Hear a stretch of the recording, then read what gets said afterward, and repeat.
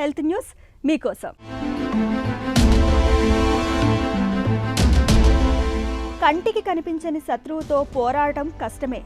ఇక్కడ మన కంటికి కనిపించని ఆ శత్రువే మైక్రోప్లాస్టిక్.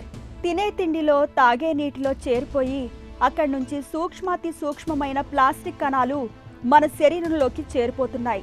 కాయగూరలు తరగడానికి వాడే ప్లాస్టిక్ చాపింగ్ బోర్డు కూడా ఇందుకు ఒక కారణమని అంటున్నారు చైనాలోని నానింగ్ యూనివర్సిటీకి చెందిన శాస్త్రవేత్తలు. పరిశోధనలో భాగంగా వేర్వేరు రకాల ప్లాస్టిక్ బోర్డులను తీసుకుని వాటిపైన తరిగిన కాయగూరలతో చేసిన వంటకాల్ని పరిశీలించినప్పుడు అన్ని బోర్డులు కాస్త అటూ ఇటూగా తరిగిన ప్రతిసారి 300 మైక్రోప్లాస్టిక్ కణాలను వంటల్లోకి చేరవేస్తున్నట్లు పరిశోధకులు గుర్తించారు. అంటే ఏడాదికి సుమారుగా ఒక్కో బోర్డు నుంచి 50 గ్రాముల వరకు మైక్రోప్లాస్టిక్ మన పొట్టలోకి చేరుతుందట.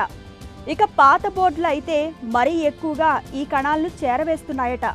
ఇలా పొట్టలోకి వెళ్లిన ప్లాస్టిక్ కణాలు రక్తంలోకి చేరి గుండె జబ్బులకు కారణం అవడమే కాకుండా పేగుల్లోని బ్యాక్టీరియా బ్యారియర్ను కూడా దెబ్బతీస్తున్నాయని పరిశోధకులు వివరిస్తున్నారు.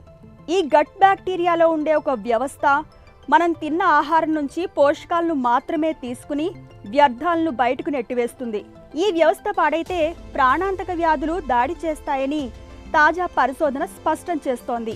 ఈ నేపథ్యంలో ప్లాస్టిక్ చాపింగ్ బోర్డులను వాడకపోవడం మేలని, తప్పనిసరి వాడిన పాత బోర్డులను మార్చడం, వాటిని వీలైనంత శుభ్రంగా ఉంచుకోవాలని పరిశోధకులు సూచిస్తున్నారు.